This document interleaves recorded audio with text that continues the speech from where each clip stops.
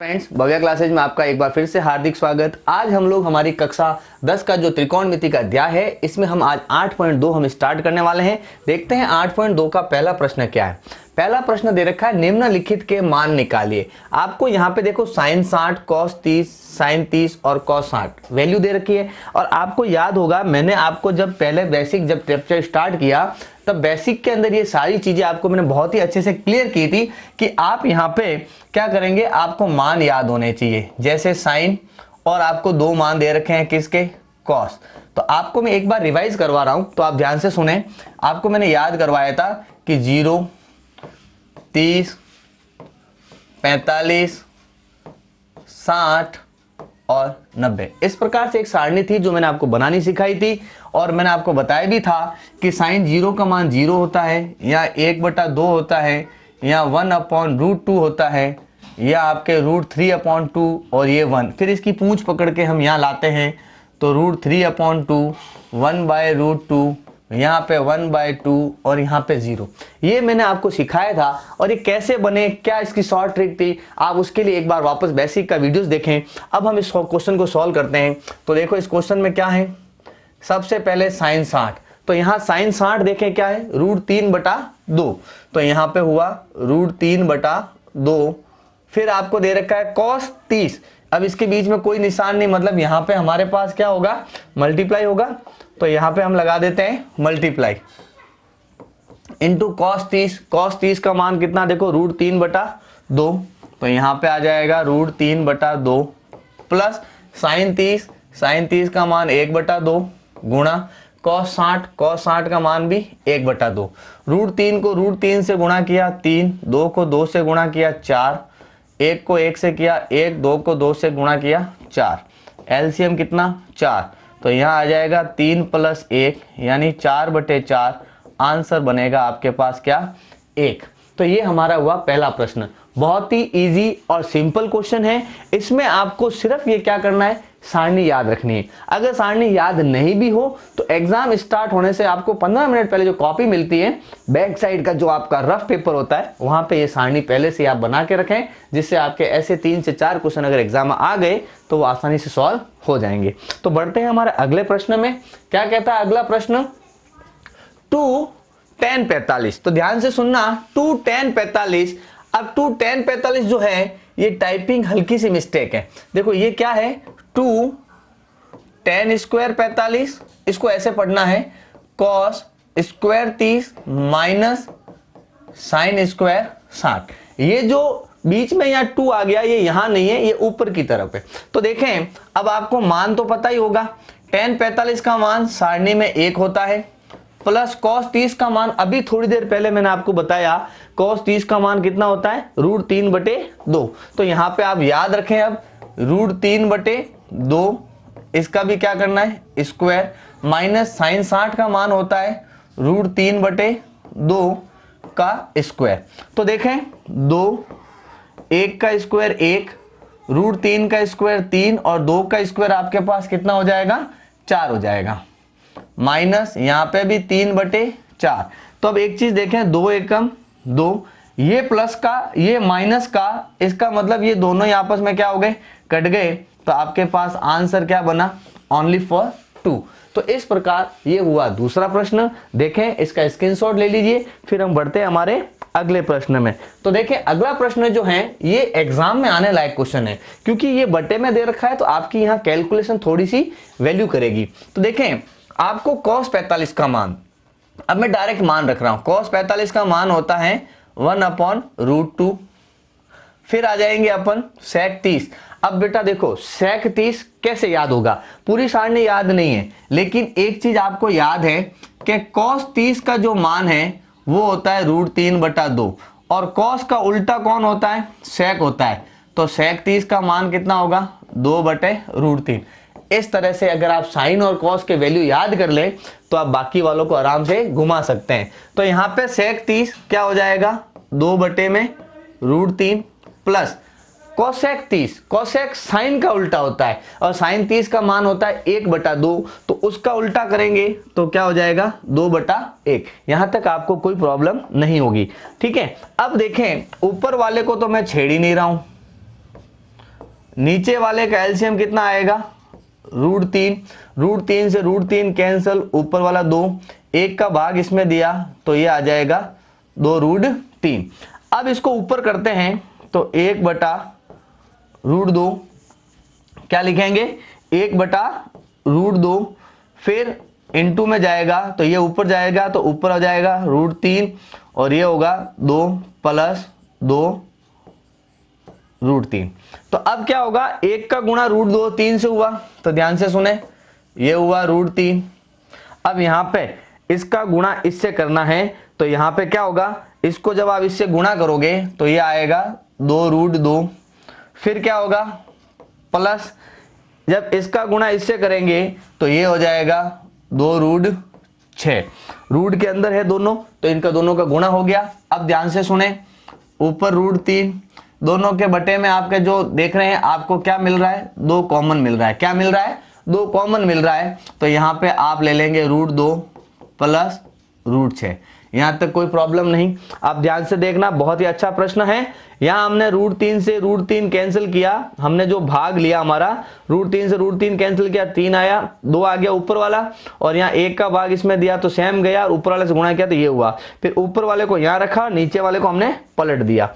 अब यहाँ पे पलटने के बाद जो गुणा हुआ उसको लिखा। अब यहाँ हमने नीचे हमने क्या लिया, 2 कॉमन लिया। अब देखें, हालांकि कई बच्चे यहां आंसर दे देते हैं, लेकिन त्रिकोणमिति में कोशिश करनी है कि हर के अंदर आपकी कोई वैल्यू रूट में नहीं आए। तो यहां पे आपको क्या करना है, हरों का परिमेयकरण, हरों का परिमेयकरण वो क्या होता है, वो भी एक नई चीज है। तो ध्यान से सुने, √3/2। अब देखें ये दोनों प्लस माइनस है, दोनों सेम ही हैं आपके पास, तो हम ऐसे लिख सकते हैं ना, प्लस में है तो हम लिख सकते हैं √6 - √2। प्लस में है तो प्लस ही रहने देंगे, सिर्फ संख्या आगे पीछे करेंगे। क्यों करेंगे वो भी बताऊंगा। प्लस में हम आगे पीछे लिख सकते हैं। अब हरों का परिमेयकरण का रूल क्या होता है, जो भी नीचे निशान होता है उसके उल्टे निशान से, उसके उल्टे निशान से आपको क्या करना है, ऊपर नीचे क्या कर देना भाई, गुणा कर देना है। कर दिया गुणा, तो ये अब गुणा होगा तो देखें कैसे होगा, √3 गुणे में √6 - √2 बटे में ये 2, a + b a - b क्या होगा, √6 का स्क्वायर माइनस √2 का स्क्वायर। अब देखें ऊपर वाले में तो कुछ फर्क ही नहीं पड़ा, आपके पास √3 गुणे में आपके पास √6 कितना है, √6, ये √6 माइनस √2। अब देखें बटे में 2, √6 का स्क्वायर 6, √2 का स्क्वायर 2, हो गया सॉल्व। अब ध्यान से सुने, बहुत अच्छा क्वेश्चन है। √3 को इससे गुणा करोगे तो ये हो जाएगा √18, √3 को इससे करेंगे तो ये हो जाएगा √6, और ये हो गया 2 गुणा 6 को में से 2 में से घटा दें तो 4, यानी √18 माइनस √6 बटे में आपके पास क्या बचेगा, 2 चौक 8। कोई दिक्कत नहीं। अब यहाँ है ट्विस्ट, अब यह आंसर भी हो सकता है, लेकिन यहाँ एक छोटा सा ट्विस्ट है। आप सबको पता है कि √18 को मैं क्या लिख सकता हूं, 3 × 3 × 2, 3 × 9, 9 दूनी 18।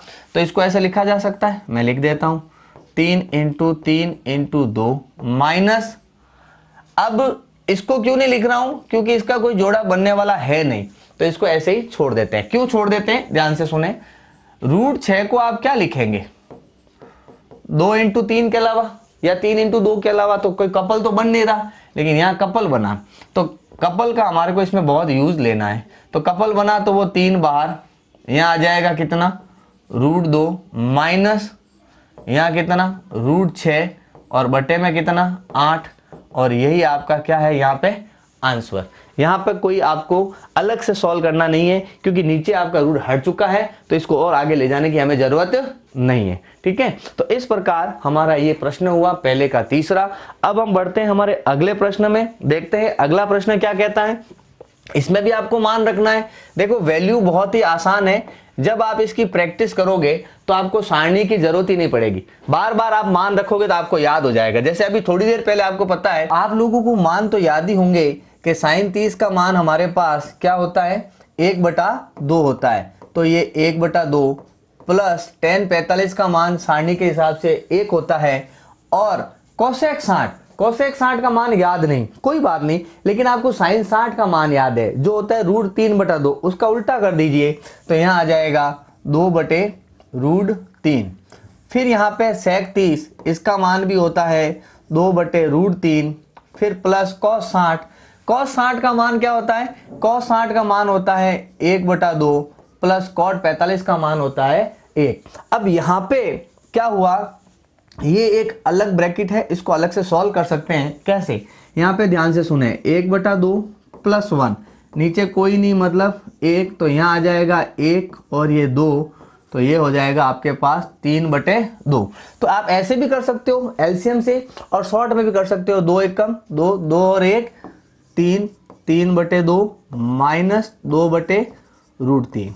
सेम ऐसे ही 2/√3 प्लस इन दोनों को जोड़ोगे तो कितना आ जाएगा, 3/2। अब देखें इसका एलसीएम आएगा 2√3 और नीचे वाले का भी एलसीएम आएगा 2√3। 2 से 2 कैंसिल, √3 को 3 से गुणा करेंगे 3√3, √3 से √3 कैंसिल, 2 को 2 से गुणा करेंगे 4। सेम चीज आएगी, दोनों सेम है तो यहाँ पे लिख देंगे 3√3 प्लस 4। अब देखो बटे में है, तो बटे में होता है तो हम क्या करते हैं, नीचे वाली चीज को रिवर्स करते हैं। तो ये हुआ 2√3 गुणा 2√3 बटे में 3√3 प्लस 4, ये आपस में कट गए। 3√3 माइनस 4 बटे में 3√3 प्लस के 4। अब आंसर तो है, लेकिन त्रिकोणमिति के अंदर कभी भी नीचे हर में आपका रूट नहीं होना चाहिए। तो यहां हम क्या करेंगे, हरों का परिमेयकरण, हरों का परिमेयकरण। तो देखें हरों का परिमेयकरण क्या होता है, 3√3 माइनस 4, 3√3 प्लस 4। जब आप इसको सॉल्व करेंगे तो नीचे जो निशान है उसके विपरीत निशान से अंश तथा हर में आपको क्या करना है, गुणा करना है। तो देखें अंश तथा हर में गुणा करते हैं हम लोग। यहां पे क्या है, ये दोनों सेम है, तो 3√3 माइनस 4 का होल स्क्वायर, ये हो गया एक बार प्लस में एक बार माइनस में। पहले भी बताया क्या होता है, a square minus b square, तो ये हो गया a का स्क्वायर माइनस b यानी कि 4 का स्क्वायर। अब ऊपर 3√3 का स्क्वायर माइनस 2 इंटू 3√3 इंटू 4 और प्लस में 4 का स्क्वायर अपॉन में 3 का स्क्वायर 9 और √3 का स्क्वायर 3 और 4 का स्क्वायर 16। यहाँ पे a माइनस बी का फॉर्मूला मैंने लगाया, ये यहाँ पे क्या बन रहा है, a माइनस बी का होल स्क्वायर बन रहा है, इसलिए मैंने ये फॉर्मूला यहाँ पे पुट किया। अब देखो 3 का स्क्वायर 9, √3 का 3, 2 तिया 6, 6 चौके 24 √3 प्लस 4 चौक 16, 9 तिया 27 माइनस 16। सेम ऐसे ही 9 तिया 27 माइनस 24 √3 प्लस में 16 बटे में 27 माइनस 16 करेंगे 11। अब ये भी प्लस का और ये भी प्लस का, तो 6 और 7 हो गए, 13 का 3 हासिल 1, 2 और 1 3, 3 और 1 4 और √3 बटे में 11। अब इसके आगे इसको सॉल्व करने की जरूरत नहीं है, क्योंकि यहाँ पे आपका रूट हट चुका है हर में। यहाँ हर में आपके पास रूट था ये, तो इसको हटा के हमने वहां हरों का परिमेयकरण किया। यहाँ तक हुआ हमारा, ये हमारा पहले का चौथा प्रश्न। अब हम करेंगे अगला प्रश्न। देखें क्या है अगला प्रश्न। अगला प्रश्न दे रखा है 5 cos स्क्वायर 60। तो बेटा सबको पता है ये दोनों के बीच में कोई निशान नहीं, मतलब गुणा। cos 60 का मान कितना होता है, 1/2, फिर प्लस 4 गुणा sec 30 का मान होता है 2/2। √3 और -tan 45 का मान 1 अपॉन में, यहां पे हम लोग sine square plus cos square की एक सर्व समीका है वो भी ले सकते हैं, लेकिन हमें मान रखने हैं। तो साइन 30 का मान 1/2 का स्क्वायर और कॉस 30 का मान √3/2 का स्क्वायर। तो देखें 5 गुणा 1/4 प्लस 4 गुणा 4/3 माइनस 1, 1 के नीचे कोई नहीं मतलब 1 कैसे हुआ, 2 का स्क्वायर 4 √3 का स्क्वायर 3, नीचे 1/4 और 3/4। सॉल्व करते हैं, देखो 5 एकम 5/4 प्लस 4 चौक 16/3, फिर यहाँ पे क्या है -1/1। यहाँ पे देखें एलसीएम कितना आएगा 4, तो ये हो जाएगा 1 + 3। तो देखें इसको सॉल्व करें तो ये क्या होगा, यहाँ पे 5/4 प्लस 16/4 माइनस 1/1 और ये हो चुका है 4/4 जो कि कट गया। ये 3 और 1 4, 4/4 कट गया। जब 1 हो गया तो इसकी जरूरत नहीं।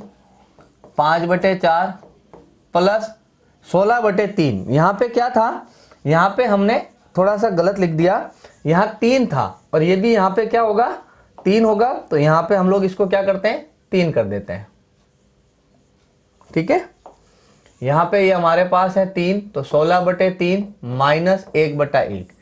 अब एलसीएम क्या होगा 12। क्यों, 4 के पाड़े में भी आता है और 3 के भी पाड़े में आता है। 4 का भाग 12 में दिया 3 बार, 3 पंजे 15। 3 का भाग 12 में दिया 4 बार, 4 को 16 से गुणा किया, 16 चौक 64। इसका भाग इसमें दिया तो 12 बार और 12 को 1 से गुणा किया। 15 में से 12 गए, आपके पास कितने बच जाएंगे 3 बच जाएंगे। 15 में से 12 गए तो 3 प्लस 64/12, 4 और 3 7, 6 अपनी जगह पे और ये 12। तो इस प्रकार हमने हमारे पहले प्रश्न के सारे प्रश्नों को कंप्लीट किया और उम्मीद है आपको समझ में भी आया। इस प्रश्नों को करने के लिए सबसे महत्वपूर्ण बात यह है कि आपको सारणी अच्छे से याद होनी चाहिए। सारणी अगर याद नहीं भी हो तो आप उसको बनाना सीखें। कैसे बनाना है वो हमने आपको पहले वीडियो में बता रखा है जब हमने चैप्टर स्टार्ट किया था। तो अगर आपको नहीं आ रहा तो एक बार पहले वहां जाएं, उसको देखें, उसके बाद इन क्वेश्चंस को करो, आपके लिए बहुत ही अच्छा होगा। तो मिलेंगे अगले क्लास में नए प्रश्नों के साथ। तब तक के लिए जय हिंद, जय भारत।